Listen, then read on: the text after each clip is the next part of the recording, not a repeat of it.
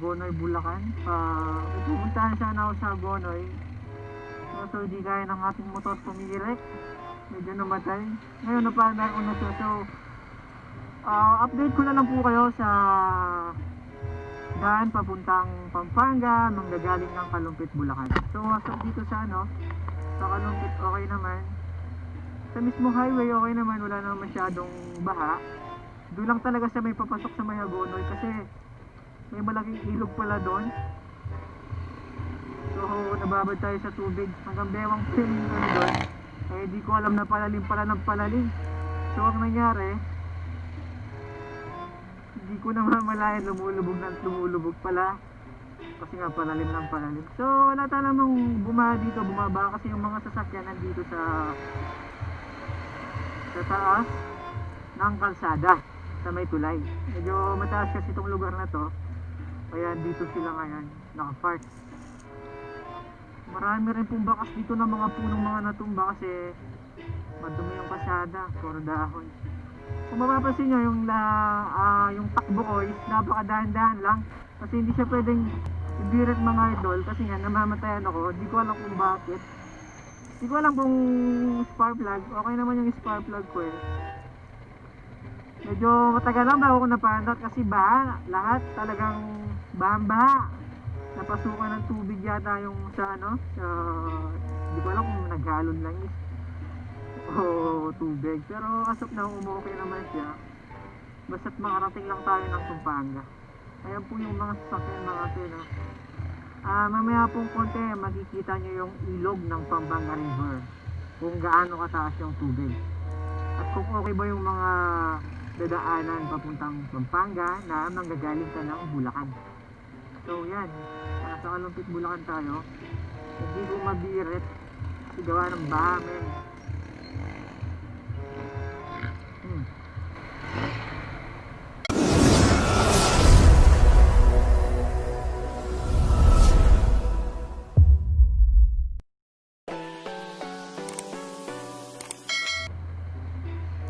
Po yung mga sasakyan nasa tabing kalsada sila naka-park kasi nga doon sa bandang kanila baha, lubog.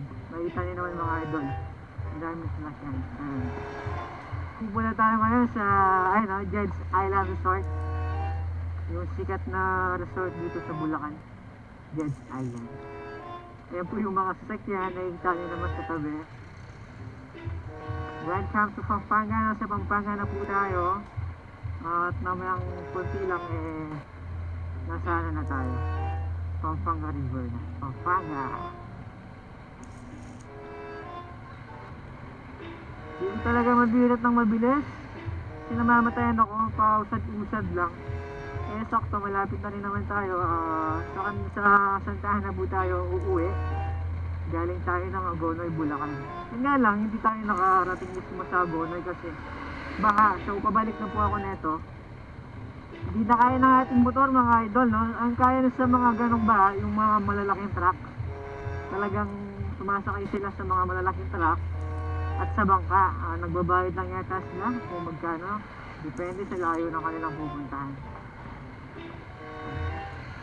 Nasa Pampanga na po tayo. At na wala naman traffic na nagaganap.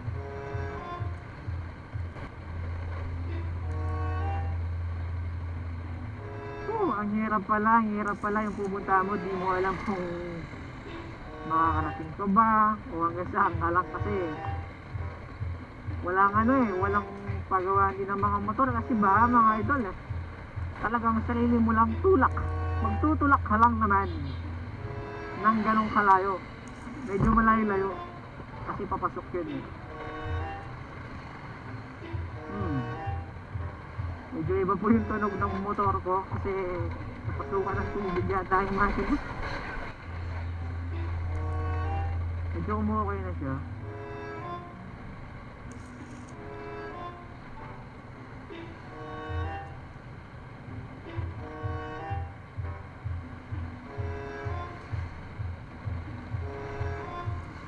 Ayan po yung mga idol Pampanga River. Ayan po, yung tubig napakataas. taas po ng tubig mga idol, oh. Medyo malakas din yung daloy ng tubig. Ito pong tulay na to eh, namamagitan ng Bulacan at Pampanga. Ayan po mga idol yung taas ng tubig dito sa Pampanga River.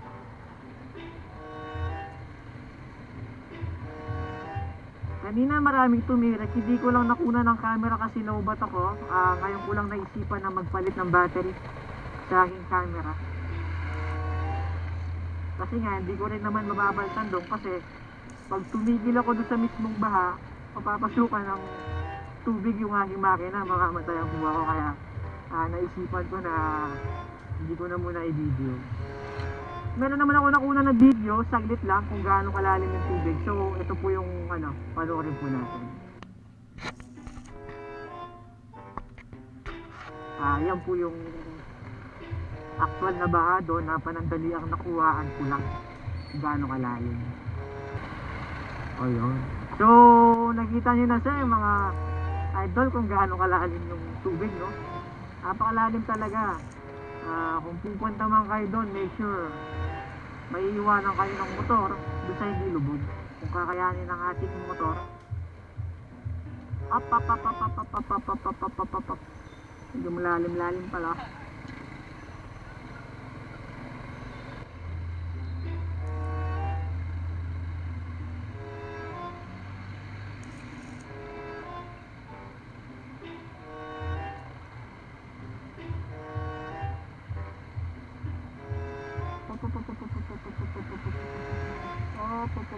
Sige, kaya.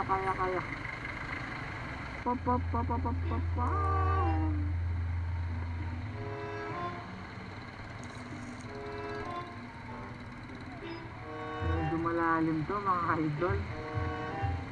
Malalim-lalim.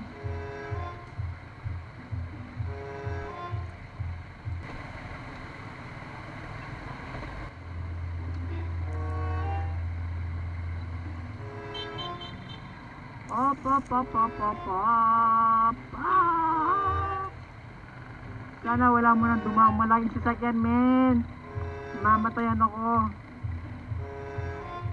Op. CJ, malapit na. Op.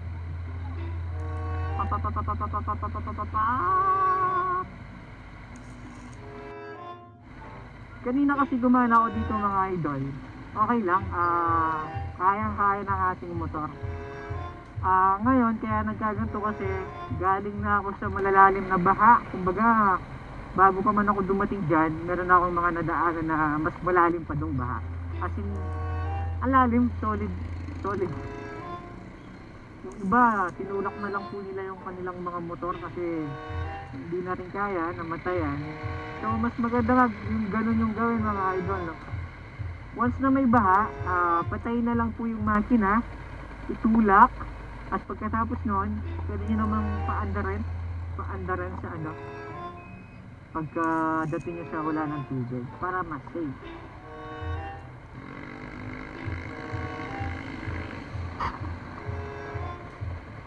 Opya, baha na naman, men. Alright. Shit. So may baha na naman tayong tatahakin mga idol. Kung nakikita nyo ito, another baha na naman. Alright, men. So malakas tayo, so talagang kakarayan natin itong baha na ito, kakarayan natin. Kayang-kaya. Power by Isuzu. Up. Wala. Sana walang butas. Up. Alright. Pag dadaan kayo ng baha mga idol, no? Make sure na nasa likod kayo ng malalaking sasakyan or yung talagang malalaking sasakyan kasi natutulungan niya kayong ihawi yung mga tubig pauna.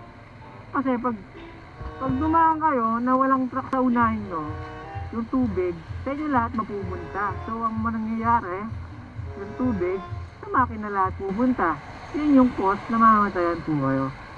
Kaya make sure po na dadaan kayo ng baha, lalo na sa medyo malalalim. Yung nasa likod nyo, nasa unahan nyo pala yung truck para iwas direct.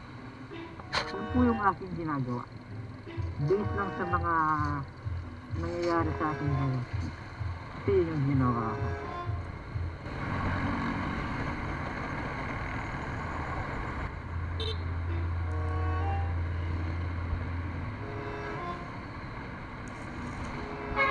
Oh.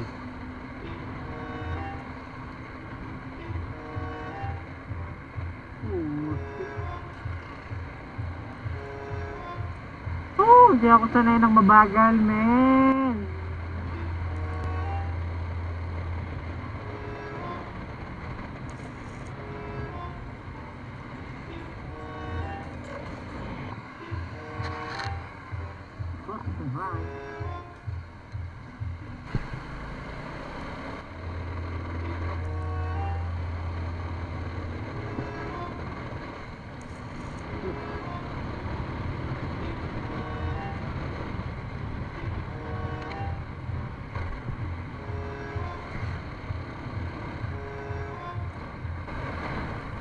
Oh.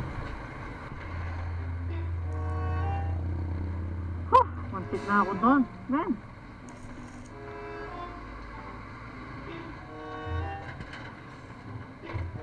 Up.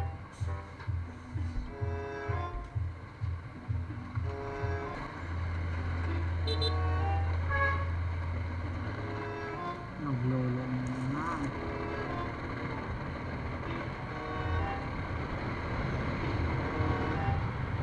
Yung mga poste dito sa San Simon, Pampanga. Natumba sila mga idol, no? Buti na lang pala, sa side sila natumba kasi kung dito sila natumba gawin sa may karsada, mawawala ng daan mga sir. Kasi nga, mataas din tong poste na to, sakto-sakto kabila dito sa may karsada, matatakpan yung buong karsada. Ang dami pa naman ang natumba mga poste. Di ko alam kung ba't natumba, siguro hindi masyadong gawa lang sa ilog na rin nakapatong. Ano naman mga idol, solid. Salamat na lang, dyan sila natumba. Sa lahat po ng mga nagra-rides dyan, ingat-ingat lang po tayo. Talasan na lang po natin yung ating mga mata kasi hindi natin alam sa daan pala may mga hukay-hukay. Tulad nito, itong daan na yun, malalim yung hukay na yun. Yun, okay na naman, men.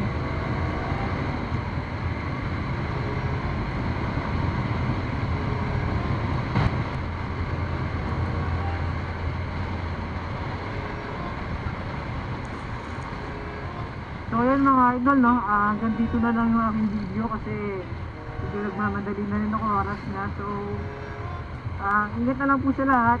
Maraming salamat po sa lahat ng nag-stay at nanood. Huwag po makalimutan mag-subscribe at click na rin po ng notification bell para updated po kayo sa aking multi ina-upload na video. So yun lang po, maraming salamat hanggang sa huli. May Kuloko TV is here. Thank you.